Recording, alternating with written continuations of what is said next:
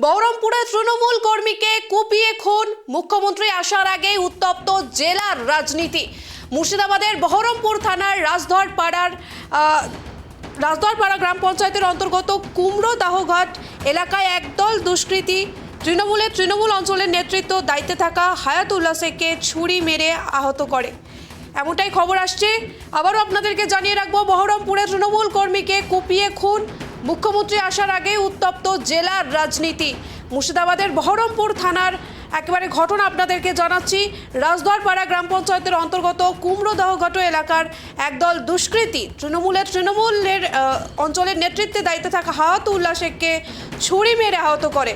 পরিবারের লোক আশঙ্কা অবস্থায় মুর্শিদাবাদ মেডিকেল কলেজে হাসপাতালে ভর্তি করে। হায়াতুল্লাহ শেখের জামাইবাবু আইজুদ্দিন শেখ তৃণমূলের পঞ্চায়েতের সমিতির চেয়ারম্যান। তিনি জানান, রাজনৈতিক কারণে এই খুন করার অভিযোগের আঙুল কংগ্রেসের দিকেই। সরাসরি এই খুনের আঙুল কিন্তু একেবারে কংগ্রেসের দিকেই তুলছে। আবারও আপনাদেরকে জানিয়ে রাখবো, বহরমপুরে তৃণমূল কর্মীকে কুপিয়ে খুন, একেবারে মুখ্যমন্ত্রী আসার আগেই উত্তপ্ত হয়ে পড়েছে জেলার রাজনীতি।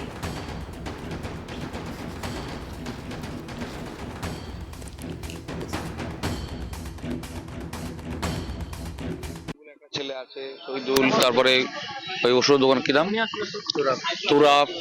তুরাপের ছেলে। এদের সঙ্গে এরা কংগ্রেস পার্টি করে আর কি। দীর্ঘদিন থেকে এদের সঙ্গে একটা মতানৈক্য আছে আর কি। তো যা হোক, ওখানে রাত্রেও ছিল। এরা সবাই একসঙ্গে গিয়ে কিভাবে এদেরকে পেটে ছুরি মেরেছে। এখন বিস্তারিত বিষয়টা আমি এই মুহূর্তে কিছু বলতে পারছি না আর কি।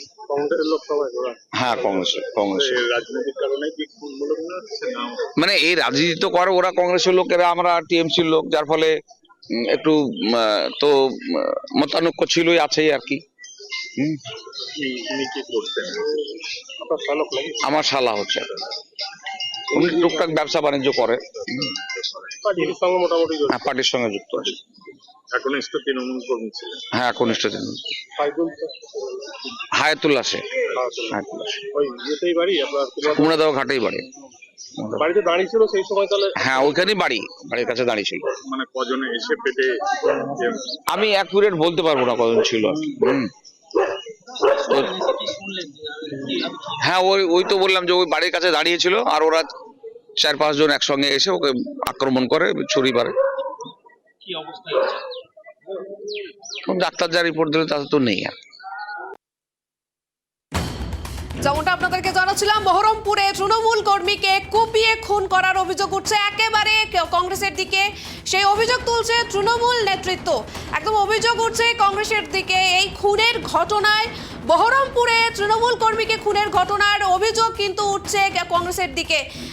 মুখ্যমন্ত্রী আসার আগেই উত্তপ্ত হয়ে উঠেছে জেলার রাজনীতি। এই ঘটনায় রীতিমতো বলা যেতে পারে উত্তপ্ত হয়ে উঠেছে জেলার রাজনীতি। মুখ্যমন্ত্রী ঠিক আসার আগে এরকম ঘটনায় একেবারে বলা যেতে পারে উত্তপ্ত হয়ে উঠেছে জেলার রাজনীতি। আবারও আপনাদেরকে জানিয়ে রাখবো, বহরমপুরে তৃণমূল কর্মীকে কুপিয়ে খুন, আপনাদের সামনে বহরমপুরে তৃণমূল কর্মীকে কুপিয়ে খুন, আর সেই অভিযোগ কিন্তু একেবারে কংগ্রেসের দিকে উঠছে। এ বিষয়ে আমরা কথা বলবো। আমার সঙ্গে এই মুহূর্তে টেলিফোন লাইনে আছে কংগ্রেস মুখপাত্র জয়ন্ত দাস। জয়ন্তবাবু, আপনাকে কেটিভি বাংলায় স্বাগত। জয়ন্তবাবু, এই যে খুনের ঘটনায়, তৃণমূল কর্মীকে খুনের ঘটনার সরাসরি তীর মানে অভিযোগ কিন্তু কংগ্রেসের দিকে উঠছে, কি বলবেন? যে কোনো খুনের ঘটনার নিন্দা সবসময় কংগ্রেস করে, এবং জাতীয় কংগ্রেস সবসময় প্রশাসনের শক্ত হাতে হাল ধরার পক্ষপাতী। এই মুর্শিদাবাদ জেলায় যে হারে তৃণমূলের বাড়বাড়ন্ত এবং গতকাল যে খুন হয়েছে সেটা নিশ্চয়ই অনবরত।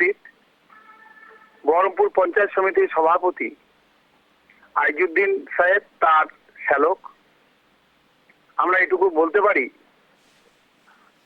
তৃণমূলের নেতৃত্ব এবং এই আইজুদ্দিন সাহেবের মতো মানুষেরা তাদের এত শ্যালক তারা তৈরি করেছে যে শ্যালকে এখন দ্বন্দ্ব হয়েছে যে কে জামাইবাবুর বেশি ঘনিষ্ঠ হবে, এবং রকেটের গতিতে তার অর্থনৈতিক উত্থান তত তাড়াতাড়ি হবে। খুব স্বাভাবিক কারণে এটা বঞ্চিত শ্যালকদের সঙ্গে পক্ষের শ্যালকদের লড়াই, তৃণমূলের আভ্যন্তরীণ লড়াইয়ের ফল হচ্ছে এটা। এই হরিহরপাড়াতে কংগ্রেসের এমন কোনো শক্তি নেই যেখানে তৃণমূলকে আক্রমণ করতে পারে। লক্ষণীয় তার মানে বিষয়, কি আপনি বলছেন যে এটা তৃণমূলের গোষ্ঠীদ্বন্দ্ব? হ্যাঁ, যেখানে গ্রাম পঞ্চায়েত তৃণমূলের, পঞ্চায়েত সমিতি তৃণমূলের, বিধায়কের তৃণমূলের, সমস্ত জায়গায় কর্মী সমর্থক তৃণমূলের, সেখানে আমাদের ক্ষমতা তো অতি নগণ্য। আর খুনের রাজনীতি কংগ্রেস বিশ্বাসও করে না, আর ক্ষমতার দিক থেকেও আমরা তাদের সঙ্গে পেরে উঠবো না। খুব স্বাভাবিক কারণে এটা তো অন্তর্দলীয় ফল। ওই যে আগে বললাম, তিনি সভাপতি থাকাকালীন তিনি এত শ্যালক তৈরি করেছেন যে কখনো কোন শ্যালককে পাত্তা দিয়েছেন, এখন হয়তো সেই শ্যালককে পাত্তা দিচ্ছেন না, তারা বঞ্চিত হয়েছে। ফলে এটা বঞ্চিত একাদশ ভার্সেস ভোগ বিলাসী একাদশের মধ্যে লড়াই, তাহলেই ফলশ্রুতি হচ্ছে এই হরতালিলা। ধন্যবাদ জয়ন্ত বাবু।